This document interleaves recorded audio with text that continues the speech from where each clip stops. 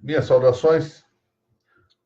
Iniciamos hoje um curso que é um tempo pequeno e, sob outro aspecto, grande. Grande porque se projeta para longo tempo.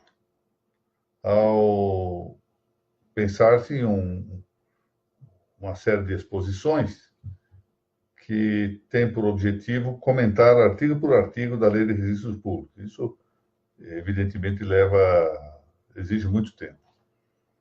Pequeno porque não se pretende ir além de alguma superfície ou alguma forma de visão periférica do assunto.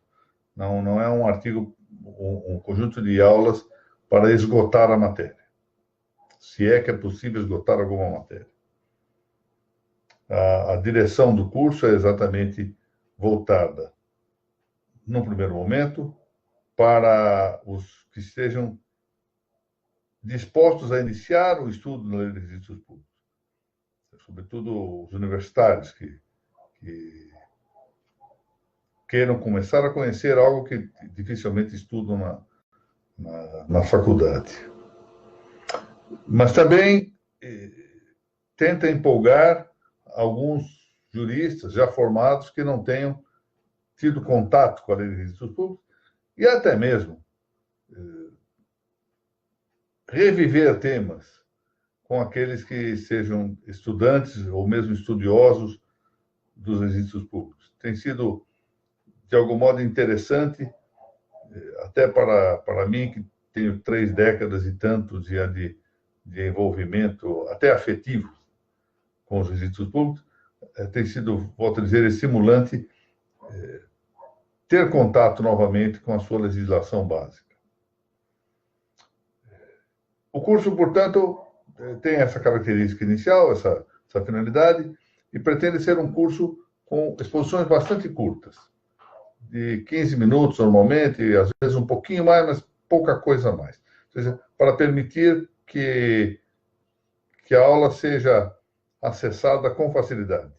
A minha experiência em situações anteriores de aulas muito longas é que a continuidade é desgastante. Nós acabamos abandonando o curso porque não temos 1 hora, 1 hora e meia de expor durante o dia para assistir aulas em geral, especialmente de maneira perseverante, de maneira continuada, como se pretende fazer aqui.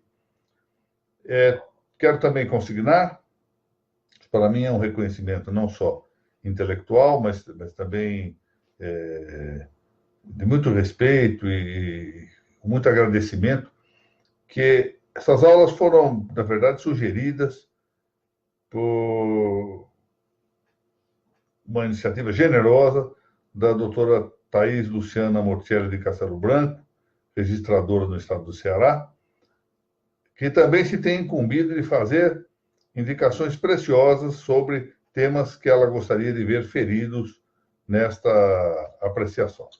Muito bem. Vamos examinar, portanto, a Lei número 6.015, de 31 de dezembro de 1973, que é, por assim dizer, a normativa básica dos registros públicos. Básica não só porque ela trata de 4 registros específicos que possuem importância geral para a sociedade, mas porque também alguns dos conceitos que aqui se encontram são expansivos para as demais instituições registradas. Eu me lembro que, na década de 80, andei perambulando sobre a matéria do registro aeronáutico e exatamente fiz o traslado de alguns conceitos que se encontram aqui na Lei de Registros Públicos para atender também ao interesse teórico, interesse da doutrina do registro aeronáutico. A explicação que deve dar é que o registro de imóveis, que é tratado aqui na Lei de Registros Públicos, é o registro público por antonomasia, ou seja, o mais importante do ponto de vista doutrinário, não do ponto de vista social, mas do ponto de vista doutrinário. Esta lei, como eu disse, é de dezembro de 73, entrou em vigor no dia 1º de janeiro de 1976. ela possui um total de 200 e, vamos ver aqui, 200 e, acho que 89, 298 artigos. Acho que é isso, vamos só confirmar. 299 artigos. Mas, 299 artigos, mas no meio coloca-se, por exemplo, um 216A, que vai transformar isso já em 300, e aí outros artigos que mereçam letras, de maneira que o cômputo aritmético é aproximado. O primeiro título diz respeito às disposições gerais, capítulo 1 das atribuições, que possui 2 artigos. O primeiro artigo vai dizer-nos que os serviços concernentes aos registros públicos, etc., eles terão um texto à disposição. Os serviços, dando a impressão que os registros são exatamente isso, quando, na verdade, esses serviços são prestados a partir de um organismo. Não se pense que registros sejam serviços. Registros são, na verdade, organismos que prestam serviços, que têm funções. E como nós podemos, isso não é incomum, que nós refiramos a função pelo nome do agente, ou o agente pelo nome da função, não é de todo impróprio que aqui a norma se refira a serviços, desde que o intérprete compreenda perfeitamente que esses serviços não surgem do nada, não. Eles surgem porque há uma entidade, um organismo que os presta. Serviços concernentes aos registros públicos estabelecidos pela legislação civil, diz a lei, para autenticidade, segurança e eficácia dos atos jurídicos, ficam sujeitos ao regime estabelecido nesta lei. Então, primeira coisa, são serviços concernentes e estabelecidos, concernentes aos registros públicos, estabelecidos, ou seja, estadeados, criados, instituídos, para autenticidade, segurança e eficácia dos atos jurídicos. Bom, atos jurídicos aqui é uma expressão que supre também de maneira extensiva, por negócios jurídicos, atos jurídicos estricto sensu e até mesmo fatos jurídicos. Ou seja, fatos, atos e negócios jurídicos estão aqui mencionados nessa expressão atos jurídicos. Para autenticidade, segurança e eficácia. O que é autenticidade? Autenticidade é um termo abstrato que corresponde a um tríplice sentido. Autenticidade é aquilo que permite com que algo seja considerado autêntico. O que é autêntico? Primeiro modo, primeiro sentido. Autêntico é aquilo que provém seguramente do documento ou de um documento para atribuir-lhe a autoria. Se dizemos que, por exemplo, como se diz, evangelhos apócrifos e evangelho autêntico. Evangelho autêntico é aquele que provém de fontes que se reconhecem identificadas. Então, Evangelho de São João, Evangelho de São Mateus, Evangelho de São Marcos, Evangelho de São Lucas, fontes identificadas. Os apócrifos não quer dizer necessariamente que sejam falsos, mas simplesmente não detêm esse reconhecimento de autenticidade, não sabe bem quais são seus autores, ou se seus autores são de todos fiáveis ou não. Então, não importa. Esse é o primeiro sentido de autêntico. Autêntico é o que, pois, confere autoria certa a um determinado ato, a um determinado documento. O segundo modo, ou a segunda acepção de autenticidade, diz respeito à sua consonância com a legalidade. Autêntico é o que é legal. Este documento é autêntico, no sentido de dizer que provém de uma determinada autoridade e é legal. Então, é uma certidão do registro de imóveis. A certidão é autêntica. Quer dizer que certidão é autêntica? Provém do registrador de imóveis e corresponde à verdade. Corresponde à legalidade, perdão. Estou sendo aqui traído pelo terceiro sentido. Foi expedida de acordo com a legalidade. E exatamente por isso, há um terceiro sentido, um terceiro modo, que põe à vista que autêntico é o que está em consonância com a verdade, com a realidade das coisas. Então, nós temos 3 sentidos de autenticidade. E os 3, de algum modo, se mostram sobrepostos. Autêntico é o que provém de autoridade certa, de um autor certo, é o que está de acordo com a lei. Por que ele está de acordo com a lei? Porque esse autor o fez de tal forma que presumivelmente submete à legalidade, e, além do mais, corresponde à realidade das coisas. Há uma verdade presumível em um documento autêntico. Portanto, para isso serve o registro nesse momento, dar autenticidade a um ato jurídico. Dar também segurança, ou seja, um firme estado jurídico das coisas. Essa é uma definição sucinta de segurança jurídica, que aqui nos interessa, e que me parece exata, embora talvez penda de um maior esclarecimento. Né? Nós precisaríamos esclarecer um pouco os conceitos. Mas segurança significa, definimos segurança, firme estado jurídico das coisas. Eu até traduzi isso para o latim para ficar mais significativo, porque é tão breve essa definição que nós ficamos em dúvida sobre a conveniência de utilizá-la. Mas em latim ela é muito significativa também. Firmitas iudici status rerum, ou seja, firme estado jurídico das coisas. Muito bem. Ou seja, algo que nos permite ter certeza. O aspecto subjetivo correspondente à segurança é a certeza. Finalmente, temos o conceito de eficácia, que também se exige aqui para os atos jurídicos. O que quer dizer eficácia dos atos jurídicos? Significa que o ato jurídico passa a ser dotado da qualidade daquilo que é eficaz. E o que é ser eficaz? É cumprir o objetivo pretendido. Algo que seja eficaz é o que dá cumprimento a um objetivo, a uma finalidade, a uma meta. Muito bem. A eficácia, esse é um tema, dos registros é muito variada. Nós teremos oportunidade de ver isso mais à frente, mas agora vamos, pelo menos, dividi-la. Depois de definir o que é eficácia, vamos dividir a eficácia no registro. Primeiro, uma eficácia de mera notícia. Eu simplesmente dou notícia de um ato no registro, sem daí extrair nenhum outro efeito. Peço desculpas. Por exemplo, quando eu indico no registro a existência de um sequestro de imóvel. Não há outro efeito a pretender a não ser dar notícia do fato. Um segundo efeito que se pretende obter com o registro é o efeito provativo.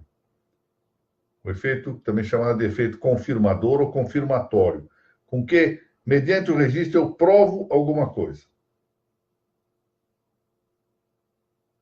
Terceiro efeito que se pretende obter, que pode obter-se com o registro, que às vezes se apresenta no registro, é o efeito declarativo. Mero efeito de declaração de um estado de coisas. Por exemplo, o registro da usucapião. Ou o registro da sucessão mortis causa. Tem efeito apenas declarativo. Notem que esses efeitos são frequentemente sobrepostos um sobre o outro.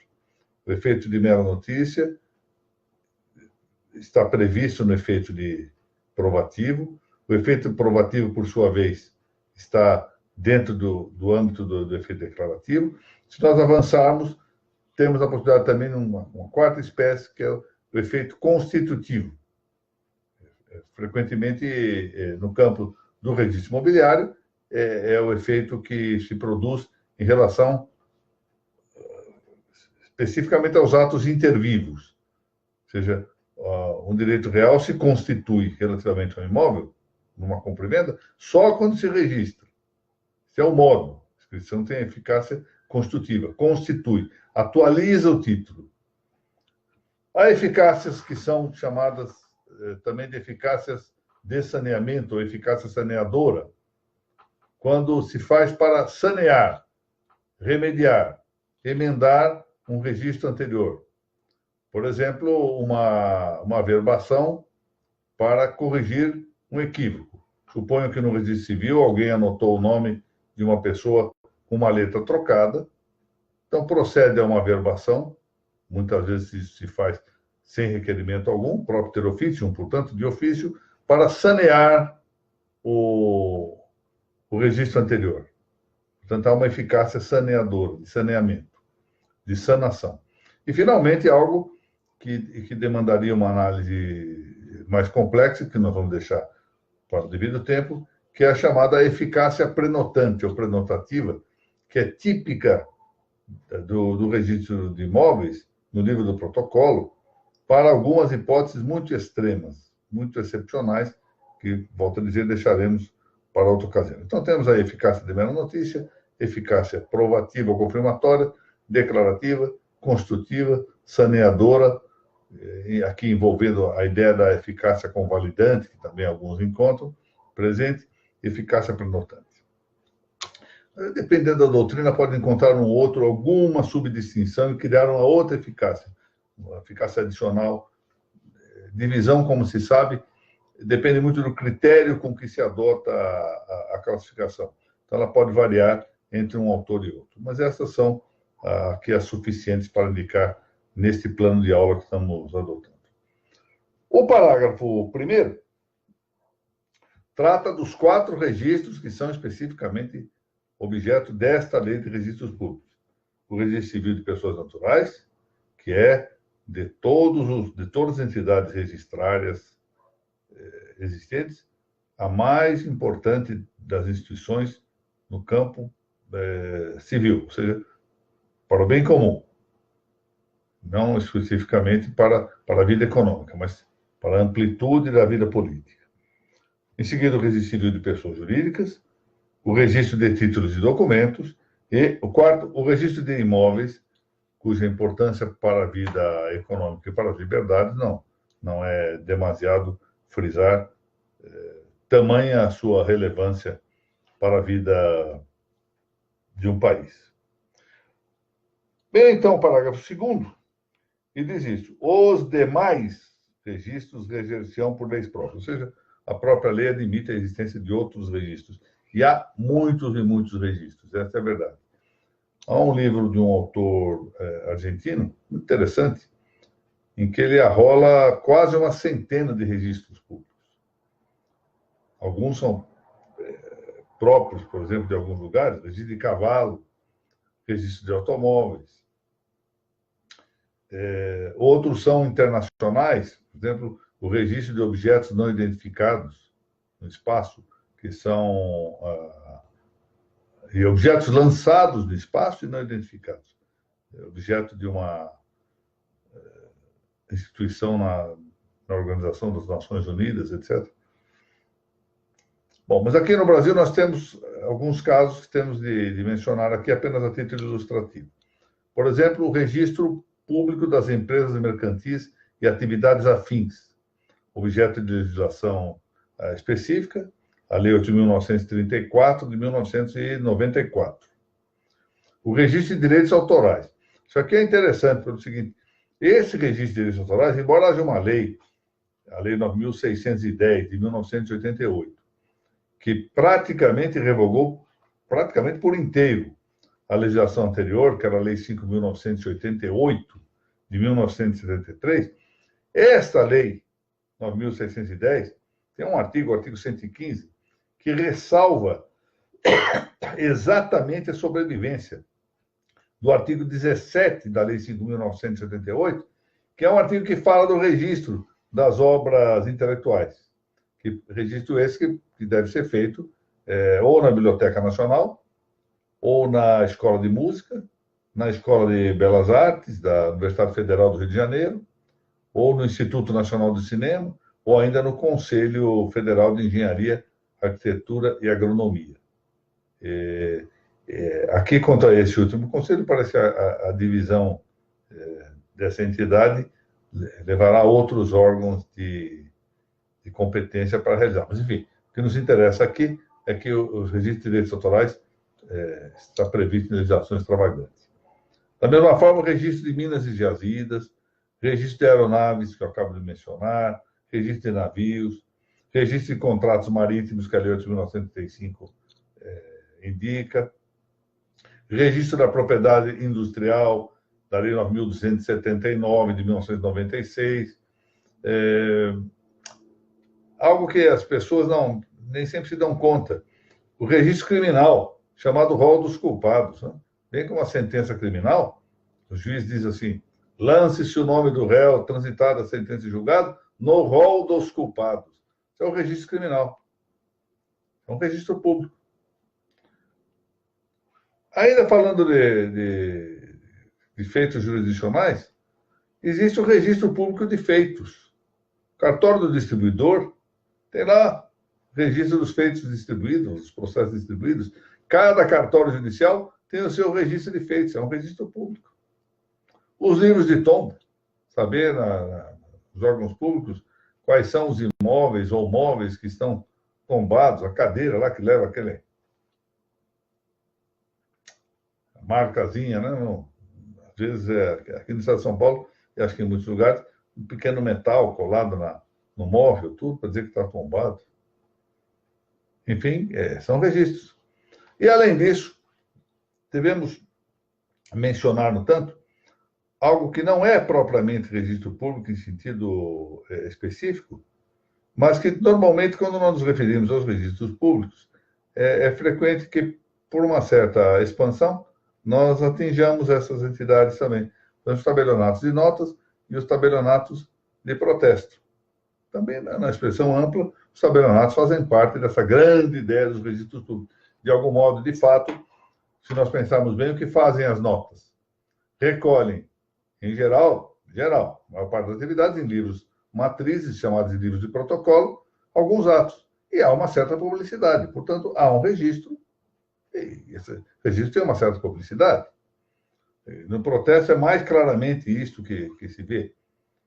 E a pergunta que deveria fazer-se é essa: mas o que distingue, então, um registro de um tabelionato, especialmente de um tabelionato de notas?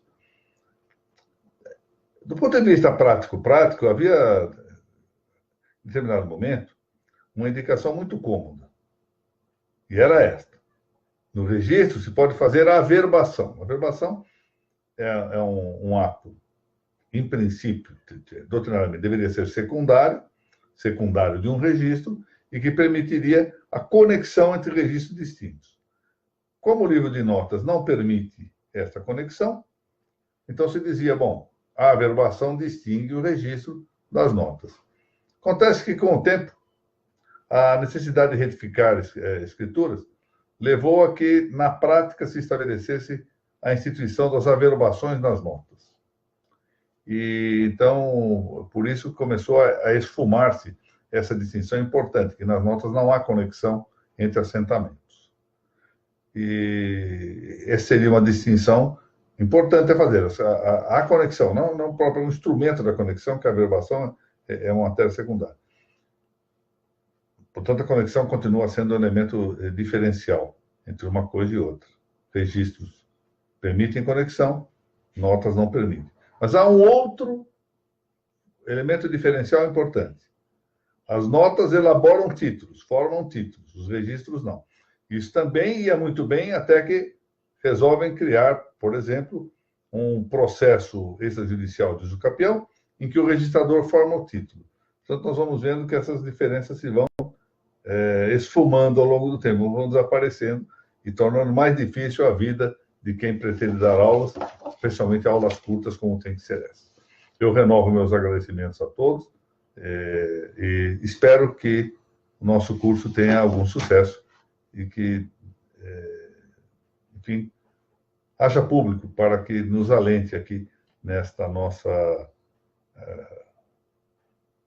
vontade de estudar uma matéria tão importante quanto é o registro público. Muito obrigado a todos.